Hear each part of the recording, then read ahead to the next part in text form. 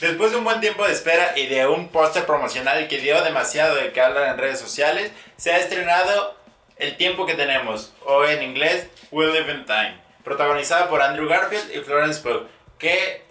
Sí, el día de hoy hablaremos de esta bonita película. Esto es Aquí no sabemos de cine. Comenzamos.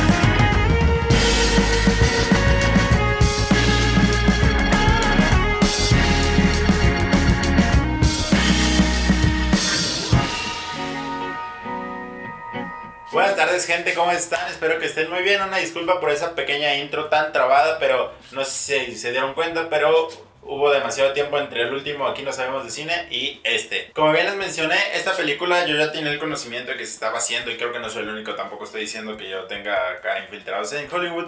Pero desde que se anunció que se estaba grabando, a mí me llamó mucho la atención, sobre todo por el protagonista principal. Bueno, en este caso los dos son protagonistas principales porque, pero ustedes saben a quién me refiero. Y obviamente yo no podía dejar pasar una película protagonizada por él sin tener que ir a verla. Si no la has ido a ver o no te interesa verla, no tiene nada de malo. Estas películas suelen no ser llamativas para mucha gente, pero para mí sí. La película nos narra la historia de una pareja. Y la forma que tiene de narrar la historia es lo que la hace más interesante. Es una película que da saltos temporales sin previo aviso. Podemos estar hablando en un momento de una boda para posteriormente pasar a, no sé, a un bautizo y terminar con un velorio. Yo estuve así viendo la película tranquilamente, hasta por ahí del minuto 50 me di cuenta que estaban haciendo esto. Y para mí eso es el mejor recurso narrativo que se pueda utilizar para contar esta historia, ya que te hace sentir como si uno de tus amigos te estuviera contando un chisme, que normalmente no suele ir organizado de forma cronológica, sino que por orden de importancia se van narrando los acontecimientos. Te puede estar platicando algo que acaba de pasar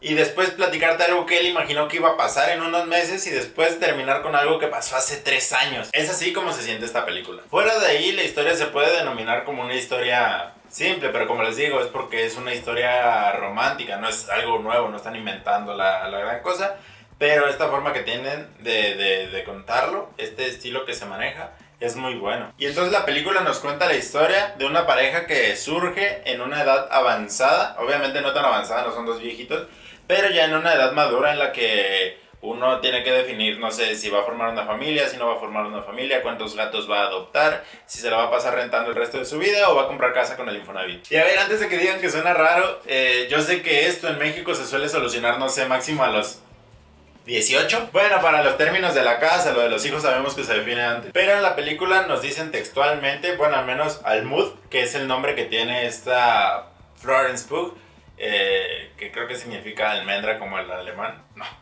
Dice textualmente que tiene 34 años y que no es una edad en la que ella tenga que pensar como que ya tiene que tener hijos y así. Que esa escena, por cierto, fue de las... bueno, no hubo tantas de las que me dijeron así. Y es que todo sucede muy rápido, o sea, estaban como bien enamorados, estaban acá galaneando, que se quería pasar a tomar una tacita de café o algo así. De repente tenemos ya el corte de Andrew abandonando la escena, todo destrozado, pobrecito. Y bueno, la relación va evolucionando, van formalizando las cosas, se mudan a vivir juntos. ¿Y a dónde iba? Esto nos lleva directamente a una de las cosas que no me gustó y que me hubiera gustado que hubiera otra cosa en su lugar, que es la enfermedad, que a Almud se le detecta un cáncer del cual no se puede levantar y eventualmente abandona este mundo. Por alguna razón no fue tanto de mi agrado. Digo, yo entiendo que había que tener algún punto dramático para la historia, darle sentido al nombre del tiempo que tenemos, valorar el tiempo que tenemos con vida, pero no fue tanto de mi agrado que así también tenía cáncer, no sé, podía ser algo más al momento, no sé, que atropellaran a Andrew o algo así. Un momento sí lo atropellaron. Y pasando a la tradicional sección de mi parte favorita de esta película. Ahorita les digo cuál es. Ah, bueno, antes de eso, quiero dejar claro que yo no estoy de acuerdo en cómo se llevaron las cosas dentro de esta relación. Siento que había cosas que innecesariamente se ocultaban, que se puedan hablar, que se puedan llegar a un acuerdo. Y era lo que eventualmente detonaba las peleas así, las peleas más fuertes. Para que no lo tomen como ejemplo, pues, porque sí están muy guapos los dos, pero tampoco es como que funcionaban al 100 de sus cualidades psicológicas. Es claro que tenían cosas por sanar. Y ahora sí, mi parte favorita fue justamente esta, en la que se confronta la verdad con la mentira, la crueldad con la compasión, la ternura con la agresividad. Y esa agresividad que tiene Andrew... Ay, ay, ay. Que también estuvo medio melodramático eso de tirar las invitaciones de la boda. Pues nada más posponla, carnal, una semana, ni modo. O sea, a lo mucho te penalizan en el casino, pero de que se puede posponer, se puede. Digo, yo sí podía cambiar mi día de descanso sin problema. Y algo que me sorprendió mucho de la película, bueno, no de la película, de las personas con las que vi la película, o sea, las personas que estaban en la sala, no es como que los conociera a todos, pero pues puedo escuchar sus reacciones. Fue que en la escena final, donde nos dan el anuncio de que sí falleció esta Almut. ¿Y ya estás contando el final? Ah, pues siempre viene con spoilers, ¿no? Sí. Ah, continúa. Que para la escena final, en donde nos dan el anuncio ya oficial de que Almut abandonó esta existencia, mucha gente se sorprendió y yo me quedé, no sé, si en una escena previa nos habían mostrado cómo estaba patinando y se despedía de su hija y de su esposo. Y ya después cuando pasan que sí falleció, la gente estaba sorprendida. Y bueno, en conclusión, de las mejores cosas de la película fue el recurso narrativo que utilizaron, que todo el tiempo te tiene como así esperando a ver qué pasó con una escena, porque luego están avanzando a la otra y a la otra. Un momento, me acabo de acordar de otra cosa acá bien chida que tiene la película. Hay una escena que... ¡Ay!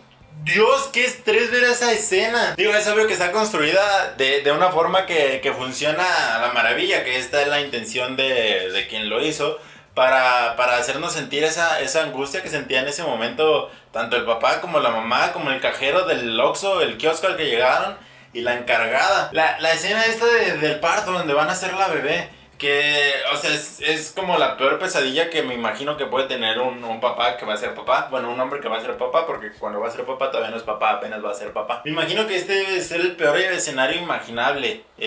Primero, cuando van de camino hay un buen de tráfico, entonces se baja el guapo para ver qué está pasando, y cuando regresa al carro no está la muchacha embarazada, y entonces ya la ve que está ya tomando aire fresco, ya muy tranquila, y de repente le dice, hey, quiero unos pingüinos, y se van ahí al kiosco. Se meten al kiosco y están agarrando un buen de galletas, y entonces el guapo dice, hey, me voy a formar porque hay un buen de gente. Entonces hay como 15 personas adelante de él, mientras tanto su esposa sigue buscando más galletas para el camino.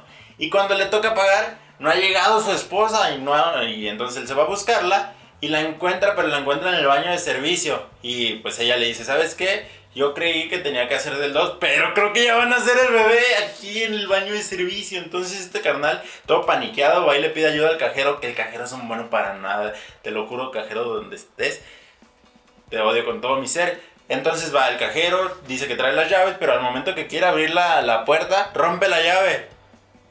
¿Cuántas llaves has rompido en tu vida? Y entonces este muchacho le pide ayuda a la supervisora porque ella va a saber qué hacer. ¿Y sabes qué es lo que va a resolver la señora? Dice, hay que tumbar la puerta. Y para este punto esto es lo más tranquilo, porque lo que se ve a continuación es que tenemos a el guapo ayudándole a dar a luz a su esposa con asistencia telefónica. O sea, está viendo un tutorial de cómo dar a luz, pero en tiempo real. Es increíble. Ni siquiera lo está viendo, lo está escuchando.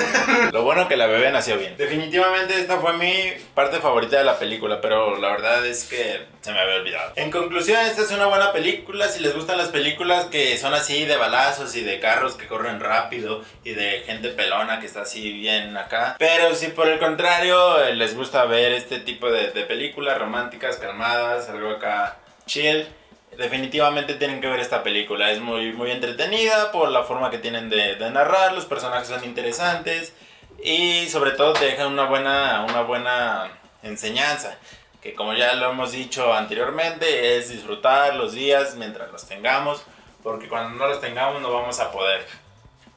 Como quien dice, aprovecha la luz del día porque cuando oscurezca no va a estar. En fin, si les gustó este video pueden dejar su me gusta, si no pueden dejar un comentario tirando hate. Suscríbanse para que no se pierdan ninguno de estos videos.